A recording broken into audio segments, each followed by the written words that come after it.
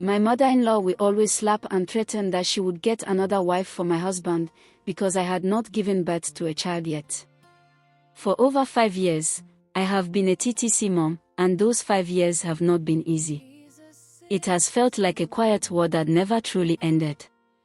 The woman who once treated me with so much warmth, now when she visits, instead of asking how I am doing, she begins with the same painful reminder. Zara, this is over 5 years now. Look at me, I thought by this time my grandchildren would already be running around my house, but here I am. Even one single grandchild from you, I don't have. Most times I just keep quiet when she starts. I learned that silence was easier than responding. But even my silence does not stop her. She continues. We will be going to the mountain for prayers again. The prophet said ever since I traveled back to my base, he has not seen you. It makes me wonder if you really want to have a child. That day, something inside me finally snapped. I looked at her and spoke humbly, even though my heart was beating hard.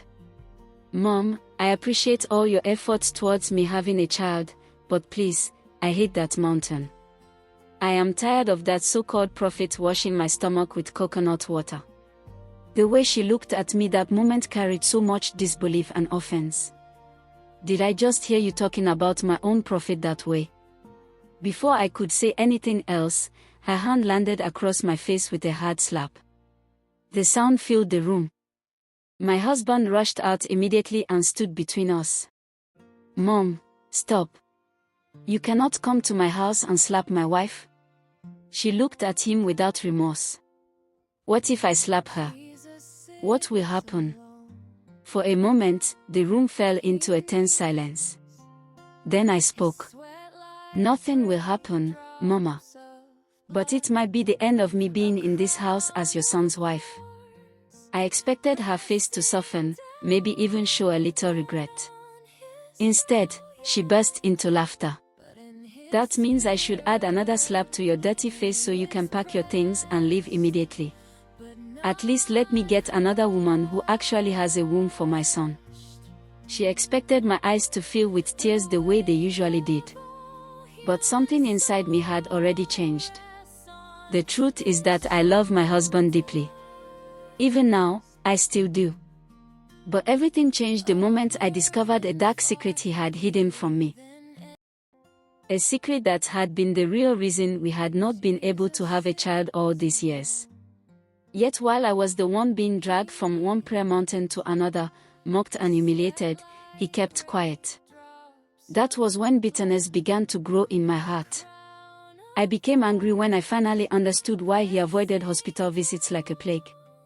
I became resentful when I realized that I was not the one with the medical issue causing our barrenness, yet I was the one swallowing heavy pills and enduring injections, while the person with the real problem walked around freely, offering me nothing but comforting words. For months, I carried that secret in silence. A secret that burned inside my chest. A secret that made every insult from my mother-in-law feel heavier. Because the truth was simple. I was not the one with the problem. So that day, when she bragged again that she would slap me and send me away so she could bring another wife for her son, I decided I had kept quiet long enough. Mama, it is how you keep bragging about getting another wife for your son so that you will have grandchildren. But you have never stopped to consider if your own son is the one with the issue. Maybe that is why we don't have a child yet. My husband blinked repeatedly as if he had not heard me well. Excuse me. I looked directly at him. Maybe you should start by telling your mother the truth about your health condition. The truth you have hidden from everyone, including me, your wife. I think it will help you sustain this marriage. After saying that, I stood my ground. He could not look me in the eyes. The guilt on his face was too heavy to hide. He looked broken. My mother-in-law began shouting immediately. What is she talking about? You see the woman you are supporting right now. She kept ranting until my husband finally spoke. Mom, that's enough. I think we need to talk. But she was still angry. Talk about what? There is nothing to talk about. Kick her out of the house and I will get you a young bride. Then my husband said the one thing that silenced her completely. Mom, I am the one with the problem. All these years. Her voice dropped instantly. Excuse me, you say what? My husband walked quietly to a chair and sat down without looking at either of us. Then he began to explain. Zara M., he said softly, the way he always calls me. I am truly sorry. I know how hurt you must have been when you discovered that I was the reason we have struggled to have a child. But the truth is, I didn't even know until early this year when my mother's last born visited me in my office. He paused briefly before continuing. I thought she was just visiting as usual, but she came to confess something to me. She came to ask for forgiveness for something that happened when I was a child, something even my mother doesn't know about. The room suddenly felt smaller as we both listened. He continued. She told me that when I was a baby, about 1 year old, she was carrying me. I was a very hyperactive child, always running and struggling. She said I slipped from her hands and hit the floor very hard with my butt. She said I cried throughout that day.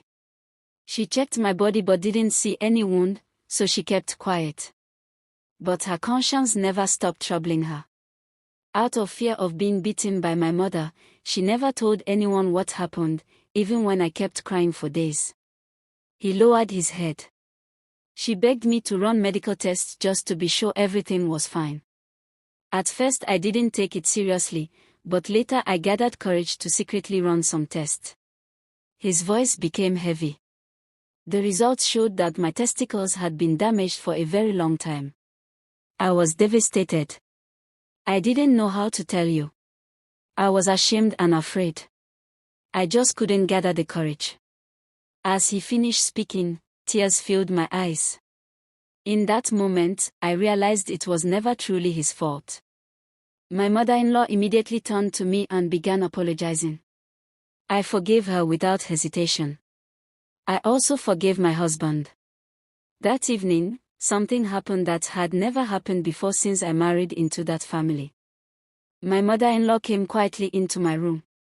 She sat beside me and gently held my hand. Zara, forgive me. I have been fighting the wrong person all these years. During the remaining days she stayed with us that week, everything changed. Instead of dragging me to prayer mountains, she started asking about hospitals, doctors, and possible treatments. It took months for us to raise the money. My husband began receiving treatment so doctors could try to retrieve even a single viable sperm. Eventually, they succeeded. Mama herself suggested that we immediately proceed with IVF and also preserve some sperm for the future. Suddenly the woman who once tormented me became the one pampering me again. Perhaps because she now understood the truth. She realized that running to the village to bring another wife was never the solution. We attempted IVF twice. And by the grace of God, the second attempt worked. After 5 long years, I finally conceived. It felt like a miracle. Throughout the entire journey, my husband stood by me with even more love than before. And today, when I look back at everything we went through, I have learned something very important. Sometimes the person we blame the most is not the real problem. And sometimes silence can hurt a marriage more than the truth ever will. The moral of my story is simple. In marriage, patience, honesty, and understanding matter more than assumptions. And before we judge or accuse anyone, we must remember that some battles people are fighting are hidden deep inside their hearts. If this story inspired you, kindly share.